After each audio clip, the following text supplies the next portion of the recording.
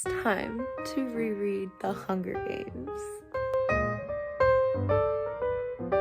I'm so excited to reread this series. This is one of my favorite series from whenever I was younger. I read the whole trilogy whenever I was in middle school, I believe, and I absolutely loved it. This was one of my favorite dystopian books, along with Divergent and all those that all kind of came out around the same time, I feel like, and we're all very similar.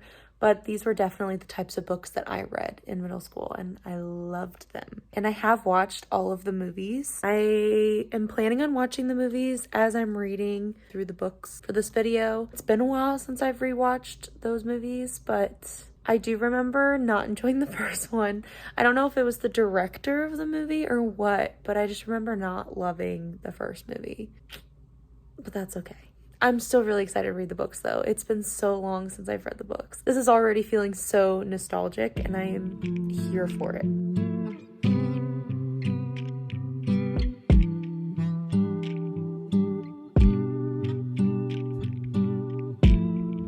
I just read the part with Rue. So sad. I forgot how emotional that scene was.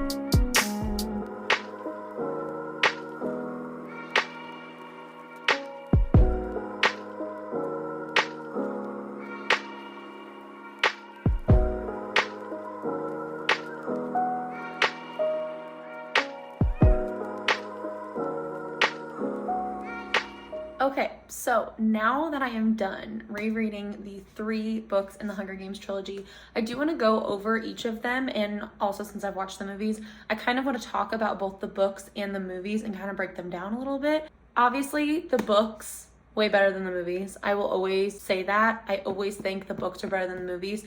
However, I will say I feel like the movies did a great job, at least just helping me picture things that happened in the book, certain action scenes that happened, like whether it's in the games or just outside of the games. I remember having a hard time picturing some of those things that happened, and then when I watched the movies afterwards, it really did help open my eyes to what was going on. So I do think that they did a good job in that way in the movies. I want to talk about each book, each movie, and kind of break them down. So if you have never read any of the books or watched any of the movies and you don't want to be spoiled, I would probably stop watching now. I am going to be talking about some different things that happen in each of the books and things that didn't happen in the movies or did happen in the movies. So if you don't want to be spoiled, I suggest you go somewhere else. So bye. Thank you for watching the video. If you want to stick around and hear all of my thoughts and opinions, then stick around. So the first book I want to talk about is The Hunger Games, the first book. I definitely really enjoyed this book. I think overall this was a 5-star series for me, all 3 books. However, I wouldn't give each of the books 5 stars themselves. This one was definitely up there. I would give it like a 4.5 to a 5 star, somewhere in that range. It's just really hard for me to rate each of these books whenever I have already read them. I have watched the movies repeatedly, so I know exactly what's going to happen. Nothing was a surprise for me. However, there were a few key details that happened in the books, since I haven't read these in a while, that was like, oh, I just now remember that had happened. So it was kind of nice getting to reread certain things and remember how the books differed from the movies a little bit. And it was very nostalgic. I had all the fall cozy feels that I could possibly get with this book. Absolutely loved it. So I did take notes whenever I was reading each of the books because I wanted to go back and kind of, if I remembered that the movie left that out, I wanted to put it down so that way I could briefly talk about it. No, I'm not going to go over every single tiny detail that was a little different from the book to the movie. I'm going to more go over if there were any characters left out, or if there were any plot points that were left out, or if there were any details that really I thought added to the plot and would have made the movies better. That's what I'm going to be talking about. The first thing was Mage. So Mage is the mayor's daughter and also Katniss's friend. I use the term friend loosely. They weren't like BFFs by any means because Katniss didn't really have any friends besides Gale, who's her hunting partner. But Mage was like the only girl friend that she knew from school. And Mage is the one who actually gave her the gold Mockingjay pin. So in the movie, took out Mage completely. She's not even a character in the movies. The old lady from the Hob, so the black market where they sell any animals that they catch, any game that they catch in the woods. She's actually the one who gave Katniss the gold pin in the movie. So I understand why they made this choice to just take out Mage. She wasn't a super significant character. However, she is mentioned in all 3 books. I wish Katniss had a friend besides Gale because I didn't really like Gale in the movies or the book, but that's just my personal opinion. So that was the one big difference I noticed right off the bat. Haymitch causes a drunk scene at the Reaping. So in the movie, you don't even see Haymitch until on the train going to the Capitol for the games. In the book, you actually get to meet him at the Reaping and he's drunk and he causes a scene. He falls off the stage.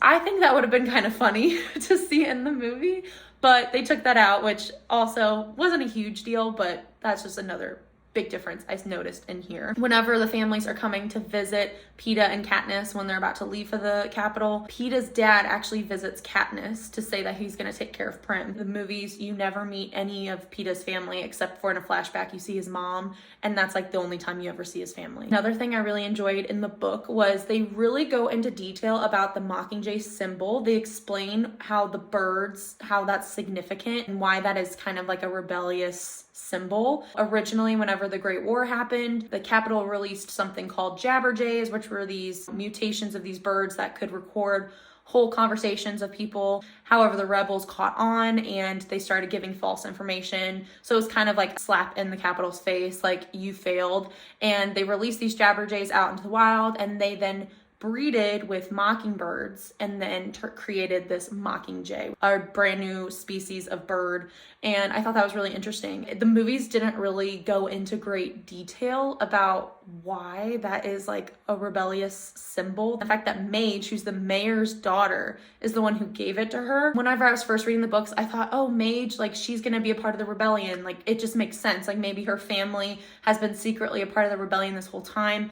I was kind of disappointed that that was actually not a true theory that I had originally, but I just found that really interesting. I feel like that information would have been very helpful when you're watching the movies, but they left that out. It just became a symbol for Katniss, and since she was kind of the symbol of the rebellion, she became the Mockingjay because that was her pin, her token in the games. I mean, it's not a huge deal, but I did really like that backstory. Another thing I noticed, Katniss acted way more silly and girly in the book than she ever did in the movies. Nothing against Jennifer Lawrence, nothing against her, love her, respect her. Just in the book, Katniss's character, she's like blowing kisses to the crowd. She's like giggling when she's having her interviews, and she acts so girly and innocent. And I felt like in the movies, she just seemed very just like shell-shocked, kind of just bland. I didn't really like Katniss in the movies. I preferred Katniss in the books over the movies. Same with Peeta. I found that Peeta was way more sarcastic. I loved his sense of humor in the books. He was so sarcastic with Katniss all the time, even whenever they were in the games. Like, just the comments he would make to her, I thought were so funny in the books. He never really had that sarcastic sense of humor in the movies. He was just Peeta. Another thing that happened in the books was there is the Avox girl who Katniss and Gale actually originally met and saw out in the woods when they were hunting. It was a girl and a boy who were on the run from the Capitol. However, they both got caught and a hovercraft came, killed the boy, and took the girl away. And Katniss meets her again. She's one of her servants before she goes into the games, like whenever she's staying at the Capitol. So it's like she gets to see what happens to you if you betray the Capitol firsthand, because that's someone who she actually saw before she was captured. So that was another thing that I thought was interesting. They don't really talk about Avoxes until like the third movie, because one of her cameramen in the third movie is an Avox, and then they talk about that he got his tongue cut out. I feel like they should have explained that better. Like, you see the Avoxes kind of in the background in the movies, but not really, like, they don't interact much. So you don't really understand who they are or what they're doing just there. They just look like regular servants. Katniss has to drug Peeta with sleep syrup in order to go get his meds. So the scene in the movies where they all are able to go to the cornucopia and get their little backpacks because they all need something. At this point, Katniss and Peeta are teamed up. Cato and Clover teamed up, and then there's just Thresh and then the redhead girl. And in the movies, Katniss just goes whenever Peeta is passed out because he has a fever. But in the book, Peeta kind of like has an argument with her, says, don't go, I don't want you to go. And so she has to knock him out with sleep syrup because she gets like a parachute from Haymitch. So that way she can go save him and get his medicine. So that was another thing that they changed. Cato kills Thresh during a thunderstorm. So in the book, he kills Thresh, but in the movie, he gets killed by the dogs that come out at the very end. So that was a difference right there. Cato's backpack had armor in it. So at the end of the book, whenever it's just Cato, Peeta, and Katniss, he has armor, so it's like impossible for her to shoot him with her arrows. In the movie, he does not have any armor. Don't really know why they didn't give him armor, because I feel like they kind of glossed over the fact that the other tributes had backpacks and just only showed what Peeta and Katniss got, which was the medicine. Another big thing that I really wish they kept in the movies but didn't was the dogs at the end. They were actually modeled after all the fallen tributes. So in the book, they explain how the dogs, like their fur was the same type of hairstyle as the fallen tribute, and their eyes were exactly the same. So that's something that Katniss notices when they're fighting off these dogs. She sees and can recognize the different tributes within the dogs, which I thought that was a very creepy part of the book. But I felt like it was so cool, and I was really excited to see how they were going to pull that off in the movie. And they didn't do that. They just made them these mutant dogs that were huge and left it at that. Peeta loses his leg. So at the end, he loses so much blood in his leg that he actually has to get an amputation. In the movie, his leg is fine. That was another thing. I guess it wouldn't be super huge to the plot, but I do know they always mention how Peeta's so loud when he's walking. In the second book, they also mention how loud he is when he's walking because of his little amputation leg thing, and how he's always slower than everyone else. And those were the big differences I noticed. Overall, loved the book. The movie, not so much. Moving on to the second book, Catching Fire. This was my favorite book. I would give this book a 5 stars. Out of the books, out of the movies, this was my favorite. It was also my favorite movie. I thought the director almost followed this book to a T and did such a good job with the graphics and just how the games were laid out. I was able to picture everything that I thought the book would look like turned out in the movie, and they did just an excellent job with that. I loved this one. This one was a 5 star for me. Only differences I noticed about this one that were like bigger details that were left out. At PETA, it really talks about his artwork in the second book. He actually shows Katniss all of his paintings. This was a great part in the book because him and Katniss, this was during the time whenever he realized her love was an act in the games, however his was real, and so it just felt like a slap in the face to him. This is the part where they actually start to be friends and start to get to know each other on a deeper level. He shows her off his paintings to her and she's in a lot of them, and I just thought it was a really sweet moment in the book, and I really wish that they kept this in the movie. They did have that conversation about their favorite color and stuff like that, but that's not deep enough.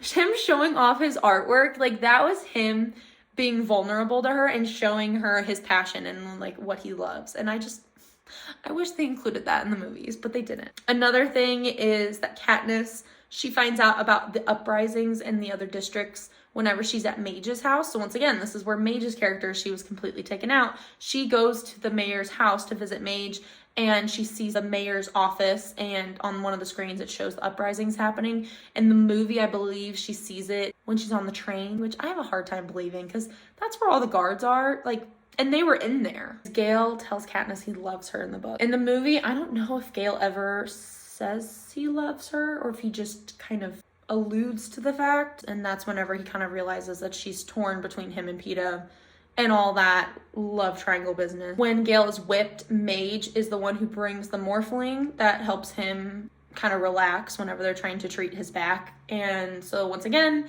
Mage was not in the storyline, so Katniss's mom just happened to have morphling and used it on him whenever it was in the movies. Katniss meets 2 women out in the woods whenever she's out hunting one day. She goes to this log cabin that her and her dad used to go to by this lake, and the women are on the run from the capital. They're going from District 8 to District 13, and so that's whenever she first finds out about District 13 and how it's even a possibility that it could still be up and running and that there could be people still living there. Katniss gets stuck on the other side of the fence and has to climb a tree just to get over it. And so this was another big scene that happened in the book, but they didn't show it at all in the movie, where she got trapped because the new head peacekeeper that came to District 12 turned on the fence because he knew her and Gale were hunting and he wanted to get her caught so that way he could punish her. They also put a lot of emphasis on Katniss and PETA's wedding. So she had a whole photo shoot where she was trying on wedding dresses and the Capitol was voting on their favorite. They do show her wedding dress in the movie, but they don't really talk about her wedding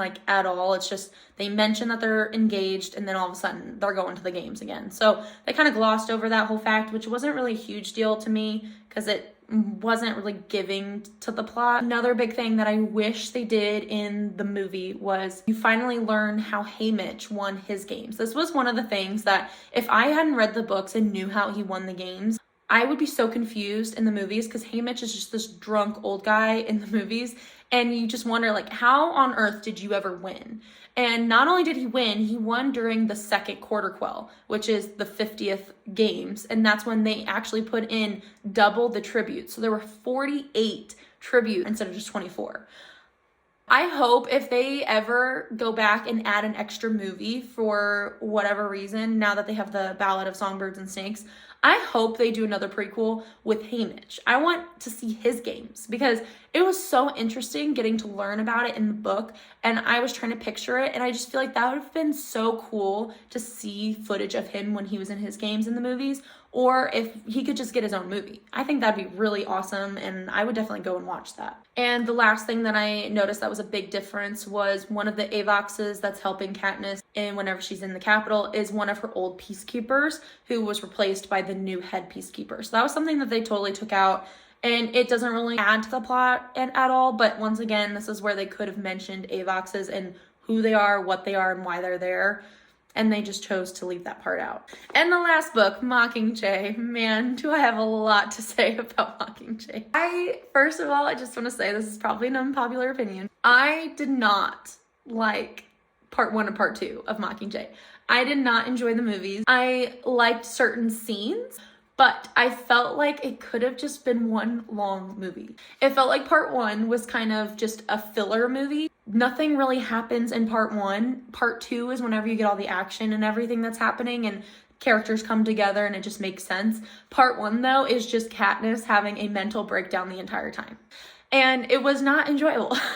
Watching her break down constantly in part 1 was not enjoyable to watch. I feel like they could have shortened some of those scenes and made it just one longer movie. I would have been fine with a 3-hour Mockingjay movie. That's what I wanted. Whenever the movie came out, I didn't realize it was gonna be a part 1 and part 2. So whenever part 1 ended, I was shocked because I was like, what the heck? I thought this was the last movie, but no, they split it in half. And that's when I think a lot of movies were starting to split their books, the final book in half. I hated that.